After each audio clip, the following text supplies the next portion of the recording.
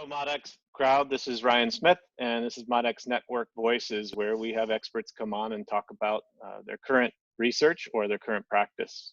I'm alone today. Ivan is off, but I am joined by our guest, Robert Hairstans. Dr. Hairstans is at Edinburgh Napier University. He runs the Center for Offsite Construction and Innovative Structures. He's going to tell you a little bit about himself. Background, I spent a year on sabbatical in Robert's center and became very good professional acquaintances and then friends since. So appreciate you joining us, Robert, here. Thanks for coming. No problem. Always open to help you out, Ryan, as a good friend that you are, as you state. So I'm more than happy to contribute to the ModX and endeavour. I know you've been really cranking at us to help with this whole knowledge and value exchange, globally indeed, with regards to moving the needle, as you say, in the US with respect to utilisation of off-site approaches and modular construction. So more than happy to participate. Thanks for reaching out. Thank you. And Robert and a number of his colleagues joined Ivan and I on a webinar in which we highlighted Scotland as a unique offsite construction culture and economy and ecology. And we thought it'd be good to have Robert back on to talk a little bit about what he's currently brewing with regards to a bio-based accelerator. So he'll talk a little bit about that. And Robert, why don't you go ahead and screen share and tell us a little bit about what you're thinking about. Yeah, sure. Thanks, Ryan. So I'll share my screen, as you rightly point out.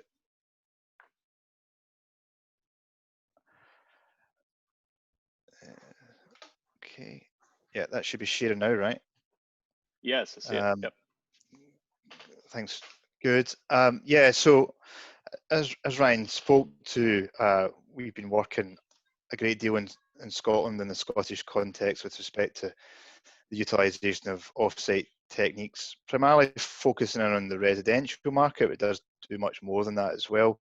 And indeed, 85% of our housing is delivered using timber-based off-site solutions, primarily panelised systems, but there are some volumetric players. And in respect to that, we've done a lot of work around collaboration, a lot of work when Ryan is here. And in this regard, we're trying to mobilise this and move it forward even further. So what I want to do today is present some of the theory that we've been working on in that regard within academia, but how that interfaces with industry and triangulating that in many instances with student talent in order that we can accelerate their careers. And a large part of this is really to create this sort of cultural change within the sector, and obviously given the climate crisis, to try and mitigate what's taken place. Something that I think is quite useful to use for that is the 5 capitals model, because if we're going to create system change, then it's useful to think of it with respect to that. The 5 capitals model can be used to allow organisations to develop a vision of what sustainable looks like for its own operations, products and services. The vision is developed by considering what an organisation needs to do in order to maximise the value of each capital. However, an organisation needs to consider the impact of its activities on each of the capitals in an integrated way in order to avoid trade-offs. Using the model in this way for decision making can lead to more sustainable outcomes, and sustainable development is the best way to manage these capital assets in the long term. It's a dynamic process through which organisations can begin to achieve a balance between the environment, social and economic activities, and that's the description of it by the Forum of the Future. It's a really interesting theory, because essentially sustainable development is all about the human race not becoming extinct, fundamentally. And the 5 capital model is about how we can balance the respective capitals in the sort of capitalist society in order that we move forward. So in that regard, there are a series of capitals. There's manufacturing and financial capital, which we're all very aware of, but there's also social capital, human capital, and indeed natural capital. And one of the aspects that I want to look at is how we can utilise the renewable natural capital to deliver the built environment more efficiently and effectively using a manufacturing approach which creates economic prosperity, but at the same time develops the new skills for the next generation and that human capital, but also aligns with social capital and creates more diversification within the workforce. There's a different working culture within construction, etc. So to my mind, bio offsite or biogenic materials being used for the manufacture of the built environment aligns with that. And in the Scottish context, we have a renewable natural capital in terms of forestry. It does a lot for our economy. There's a resource there. The primary resource is Sitka spruce, and it can also be used to deliver the built environment through processing it appropriately and utilising it in products and adding value to it through engineered timber products, panelised systems, volumetric units, indeed hybrid opportunities, and indeed a lot of the work we've been doing on mass timber construction. So we have that. We do have international expertise. I like to think that I've got a degree of expertise in this area, having published extensively and so on, but we also have things like Construction Scotland Innovation Centre, an innovation factory there to do trial fabrication. We have the work undertaken by Scottish Forestry. We have cooperation such as Offsite Solutions Scotland, which represents a range of offsite operators in the sector. We have a similar cooperative of sawmillers in the form of CIRT, and indeed Edinburgh Napier University and the work that we do here to develop the future skills. So we have the international expertise. As I say, we also have, in many respects, the technical capabilities, both in terms of what the Innovation Factory has at Construction Scotland Innovation Centre, what we have at Edinburgh Napier University with regards to timber testing facilities. We have secured a partnership with Trimble Technology moving forward in terms of digitisation. And as I mentioned as well, we have the sawmillers, but also the offsite operators and advanced offsite pre-manufacture through organisations such as CCG, which have invested in large degrees of mechanisation and have the capability to take up full levels of enhancement with respect to the panelised systems. We've worked extensively and indeed I've partnered a great deal with Ryan in this regard with respect to the next generation. We innovatively set up the Built Environment Exchange to exchange students across boundaries, to exchange knowledge across boundaries via these students such that they can be the catalyst for change and also the conduit for knowledge. And through the Built Environment Exchange, we've mobilised that. And the Built Environment Exchange is really a platform for opportunities with respect to innovation internships, master scholarships, and also providing employability on live research and commercial projects working with industry, such that you get academic mentorship, but you also get industry experience in order to accelerate your career and accelerate cultural change. Importantly, there's built assets that come from all of this work. Ryan, you'll remember that Dunsmore House, working with Macar Construction when you were here, using Akoya ground beams to reduce foundation requirements, also working with Macar on dual laminated timber or Brecht Staple and integrating that into live projects. Tallest timber building in Scotland in Yoker, delivered by CCG using imported mass timber. The Dyson Institute for Engineering Technology, delivered by Carbon Dynamic, volumetric CLT units, and the work that we did in that regard to look at the structural credentials of it and the digitisation of it. And indeed also the Commonwealth Games Athletes Village in 2014, which really looked at altering the business model and procurement approaches for the delivery, but also embedded in enhanced panelised systems and indeed the first homegrown CLT panels utilised in a commercial setting. So there's a track record, and a lot of what we're trying to do is think of it with regards to that 5 capital models, as I say, and think of it from a sustainability standpoint and how we can align ourselves with the circular economy. So thinking about design for manufacturing, assembly and disassembly such that you maximise the utilisation of the timber components and systems within the built environment in order to sequestrate carbon and create that longevity. And what can facilitate this in many respects also is that digital thread from forest floor to built asset, and understanding that almost as a virtual factory throughout the supply chain, and how you can embed the research and knowledge within the digital models, so you can look at health and safety, productivity, carbon sequestration, the built performance of the units in terms of energy performance, and what that means in terms of longevity as well, so degradation over time, such that you can look at a holistic return on investment in terms of the built environment.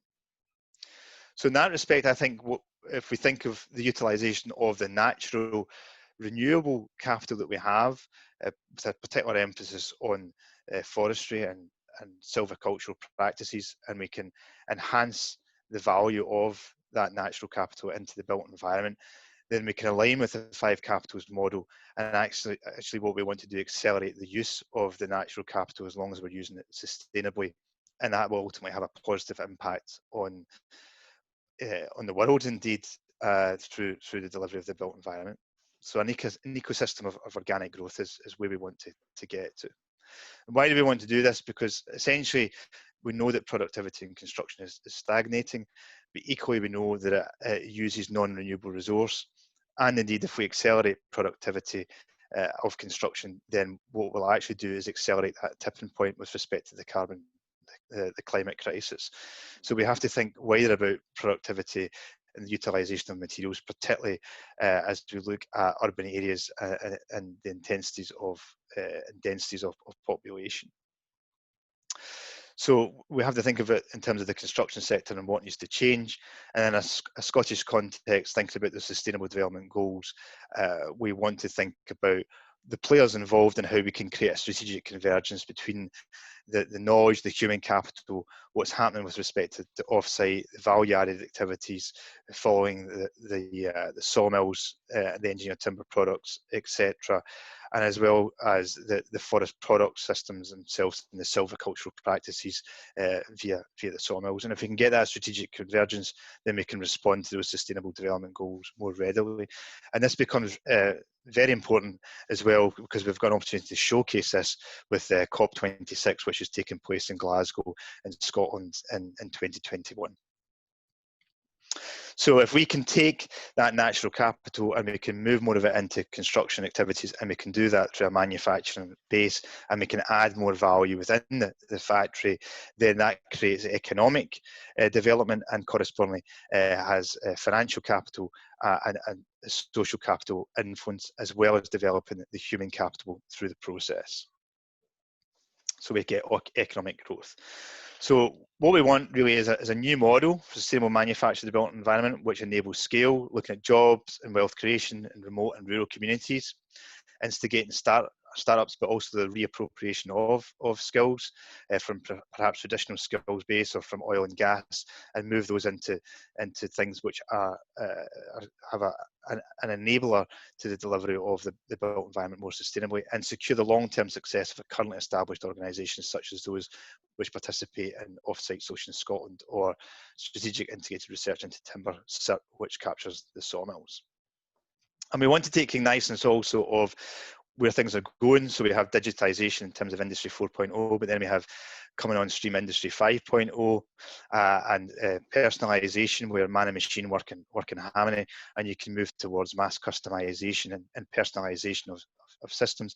And of course, in the current climate and with COVID, what does that mean in terms of health and well-being, not just from a manual handling perspective, but also from things such as social distancing, but also how we can get mass customization within the market and correspondingly improved value add for the end consumer. So all of that contributes to health and well-being, as well as that social capital. So we want to harness what we're doing. We want to synthesize this in terms of a digital factory as such, or a virtual factory, which obviously plays out in the real world. And we want to stimulate that economic growth, thinking about that digital thread, which goes all the way through to the forest floor. We have a real back catalogue of work that we've undertaken at Napier. This is just a list of some current projects which are on the move.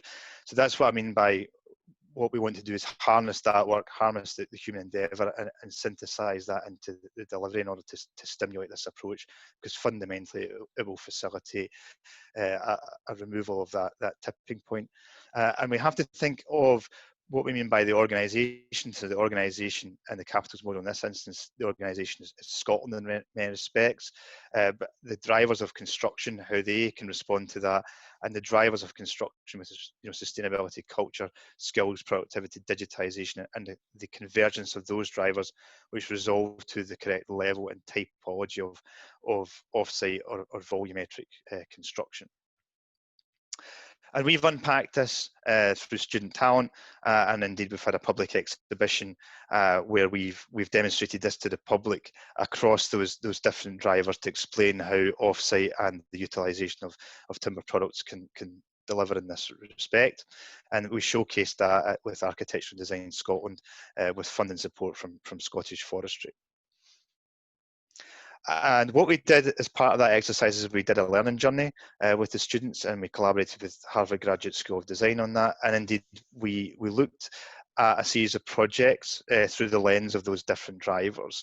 And these are projects that we've all had innovation intervention with. The Multiply project, which used tulip wood CLT, the V&A in London, the Dyson project, which I explained, Riverford Gardens, which looked at the harmonisation of Eurocodes with a particular emphasis on structural racking performance. And we also looked at off-grid micro dwellings and design for manufacturing assembly and disassembly in order that they could be removed with little trace on the natural environment in that case. And things that we're moving forward with as well is mass timber commercialisation. So this is something that we're reinvigorating work that we've done because we have a back catalogue of work that we've done on mass timber products, you know, Dowlam, Naillam, CLT and Glulam. And we're working with what we're calling a mass timber alliance, which cuts across the supply chain and looks at how we can mobilise the commercialisation of a mass timber product in Scotland, ideally, but essentially within the UK. So currently we only have pilot manufacturing at the Innovation Centre using a vacuum press. We want something that has a larger scale such that we can lock more carbon into the built environment through mass timber products. And in this respect, we're working with a prop tech startup, SNRG, and they're looking at mass timber volumetric units to be utilised and showcased at COP26, but also how those units can be utilised for the delivery of sustainable community living, which are obviously digitally enabled as well. So we're working with SNRG and embedding information into the digital model such that they can create a robust business plan to ensure return on investment for what they set up at the right scale. And what's happening on the ground at the moment in this respect, in a wider perspective, is we have city and regional deals in the UK. There's one that resides in Edinburgh currently, and within that regional deal, there is a housing construction and infrastructure skills gateway, which is part of that delivery model. And within the HCI Skills Gateway, there's work being undertaken with regards to inclusive reach and early skills, employability pathways, accelerated into work and upskilling, advanced skills and gender diversity, and also talent development using that built environment exchange model. And what we're doing as well is we're scoping a timber technology and engineering design pathway as part of that, because of an alignment with another project that we're currently mobilising in the Edinburgh Homes Demonstrator project, which is about the delivery of 1,000 affordable homes using alternative procurement and business model approaches. So as I say, there's a lot of work that's been undertaken, and what we're looking to do is through this BioSM Accelerator concept is to build upon the appreciation of the 5 capitals, to build upon the understanding of the drivers within the construction sector and why they're resolved into an offsite approach, and how we can utilise the natural renewable capital to deliver on that and harness that human talent to synthesise the projects and stimulate that economic growth. And the target areas of that we're looking at elaborating on in terms of work packages would be the business models that underpin this, how we can baseline the projects that we've undertaken and parametrically analyse them, how we can create a thematic roadmap for delivery and what basic research needs to underpin it, how we can undertake direct innovation intervention, which we've done historically on live projects such as CCG, Yoker, Dyson, the project at Falkland, Riverford Drive, etc. How we can incubate that talent through things like the built environment exchange model, but importantly, how we can also create outreach, working with the likes of MODEX and also MODEX and that impact and the long-term reach of this work, such that we can continue to make a difference, with a particular emphasis on how we can steer the ship away from the climate crisis and indeed extinction in many respects in line with the sustainable development goals. So with that, I'll I'll thank you very much, and we can move on, I presume, to the sort of the Q&A. That'd be great. Let me go back to, there we go.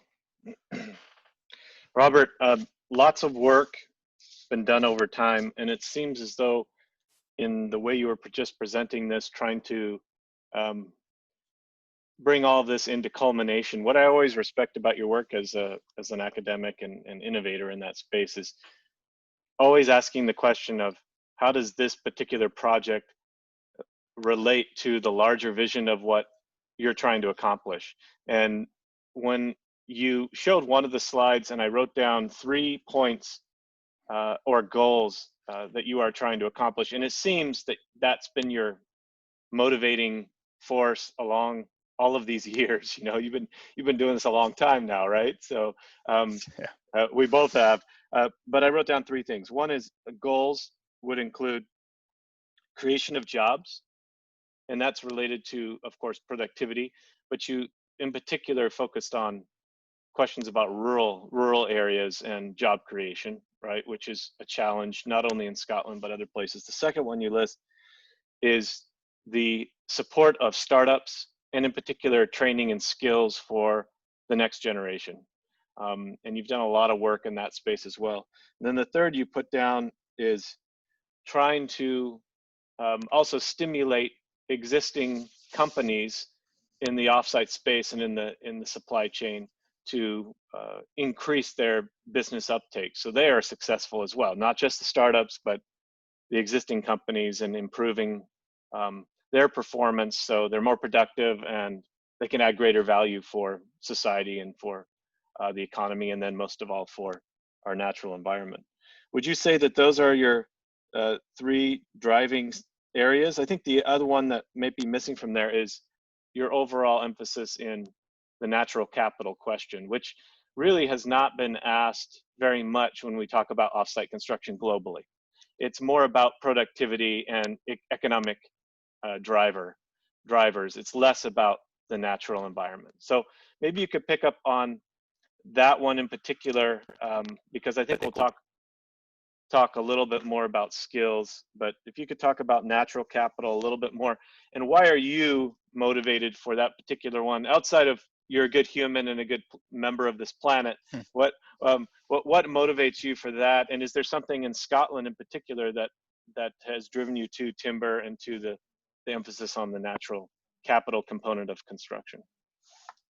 Yeah, thanks very much, Ryan. That's a really good summation in many respects of what we're trying to unpack there. And as you say, you know, our job is you know, as an academic, is always about creating impact, and a large way of creating that impact is through that, you know, human capital piece, and provide, you know, your work in terms of knowledge exchange, and indeed what you're trying to do through Mod X is all about, you know, how we build that human capital. So that is an emphasis of what we're trying to do, and do that almost as interestingly, like right the way through the supply chain in many respects. So we're thinking about the early entrants all the way up to the professionals, and in order that we can impart that knowledge in order to make a change through our research endeavours.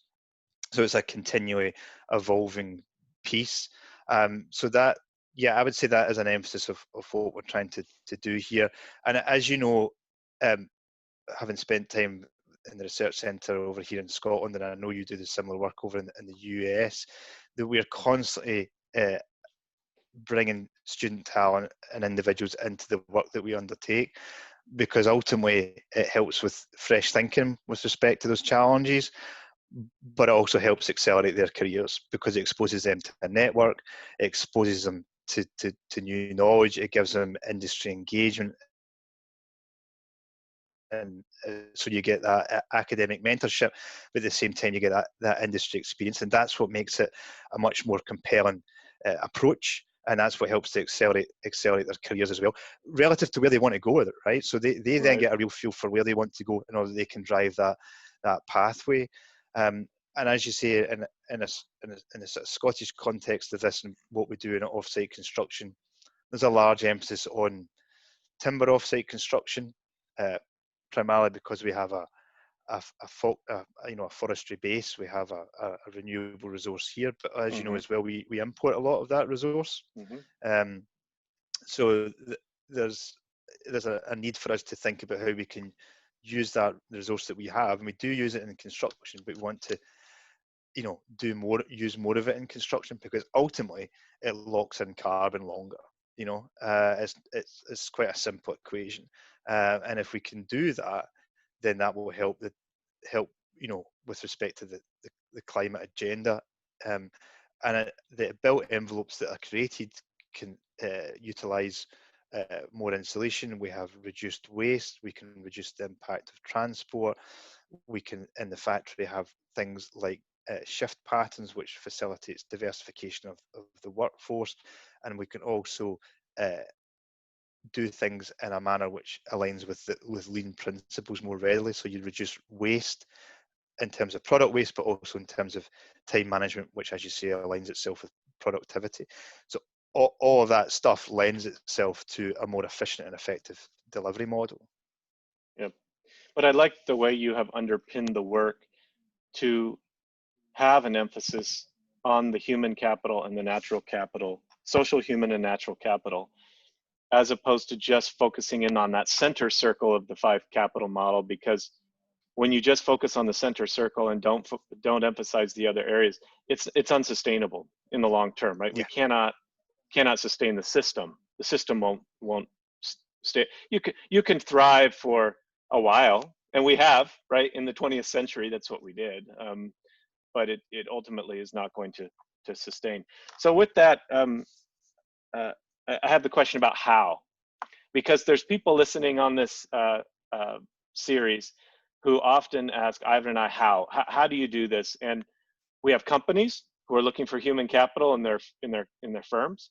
We also have university professors who listen in on this video cast, Robert, who also want to know, how do I effectively work with industry and find that bridge between the human capital element and the industry, and trying to make that happen? You've been very successful in that. So I know I'm putting you on the spot a little bit, but could you talk to 2 things?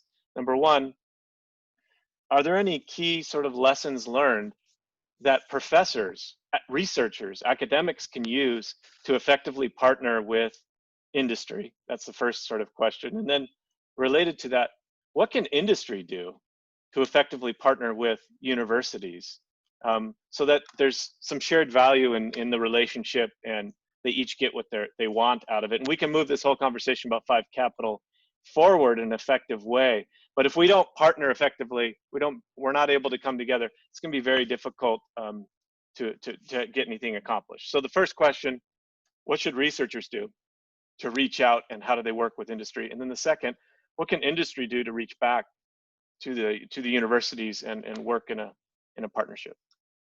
Yeah, sure. It's a really good question, because it's really intriguing. And I think, the center point of it is people, and I think we can sort of unpack that a bit. But, that's just where my brain goes on this. It's really about the people involved and the mindset involved, because you know yourself, certainly traditional academic settings and industry, and it's almost like a chasm in terms of how you bridge that chasm. And just being brutally honest about it, it's not always the easiest thing to do, because large organizations, large infrastructures, and then trying to do things in an agile or fleet of foot manner, so you have to have strong relationships. Yep. In order you can get things over the line, and building those relationships. It's critically important. And I think from an academic standpoint, and I think particularly in the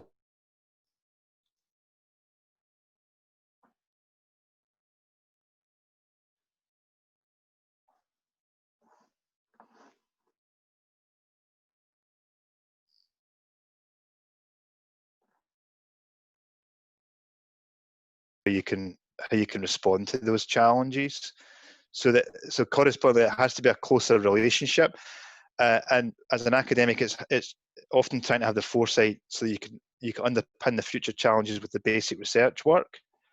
but recognizing as you move up the sort of TRL levels, where that work needs to be applied in terms of innovation and commercialization.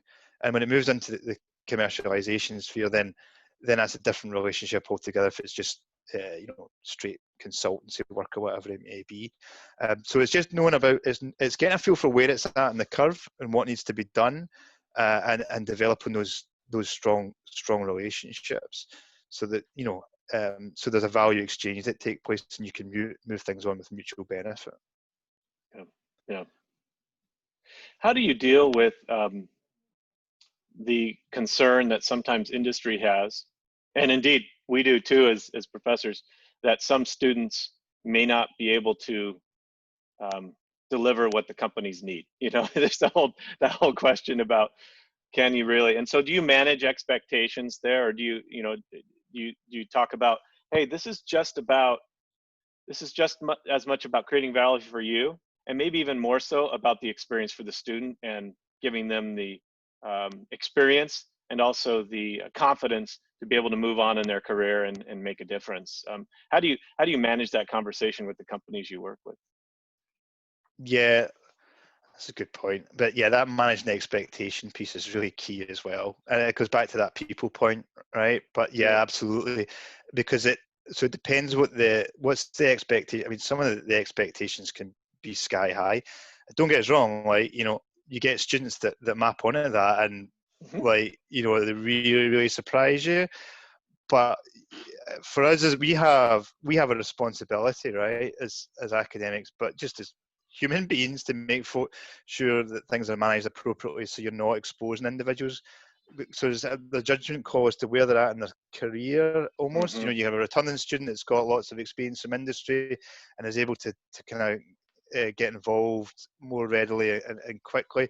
But you have other ones where you have to nurture that talent more. So there is a piece of just kind of triangulating that, and as you say, managing that expectation, so that the bar has been set appropriately with regards to what can be done.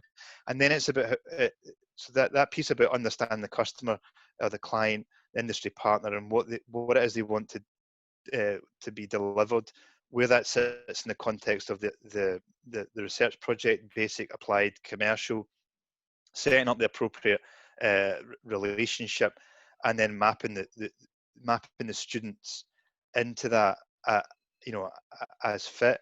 So yeah, it's knowing where it sits in the curve, and it's our job. We understand I think this is the key, isn't it? We understand the sort of complexities of the university, and it's just making that as simple as possible for the industry to engage with, right? Otherwise, I like that comment. Yeah, and this is important for all of our academics watching this, and for industry to know.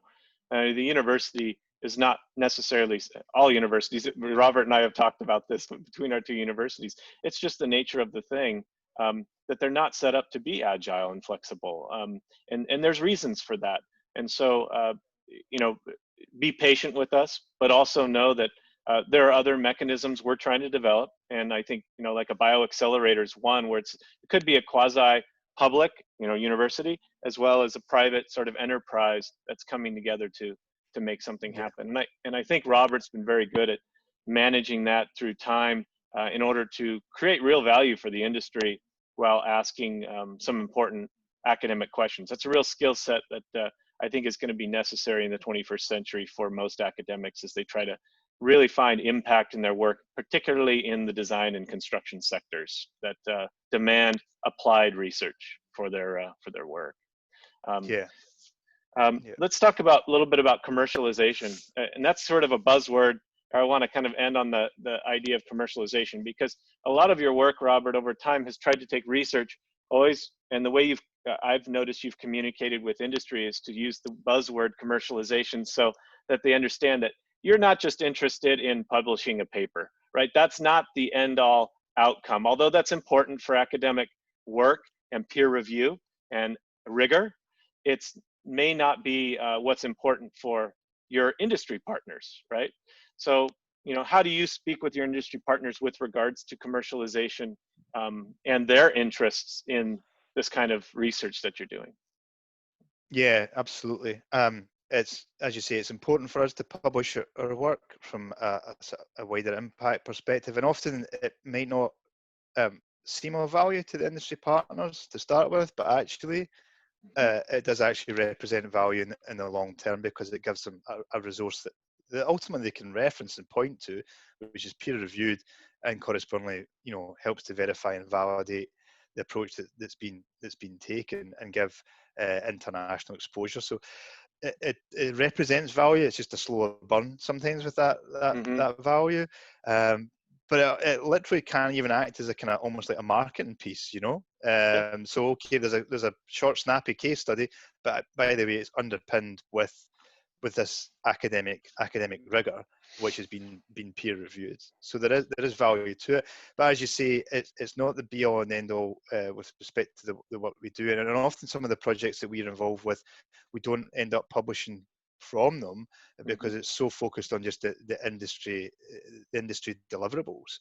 And yeah, so that commercialization piece in terms of impact, that financial capital area of it, which often, let's be honest, that's often where industry focuses in on, because Sure, yeah. It's money, it's either for the shareholders or the CEO or whatever it may be, or literally paying the wages of those in the factory floor, right, to ensure that we retain the social capital in the model, because all those capitals have to work in tandem.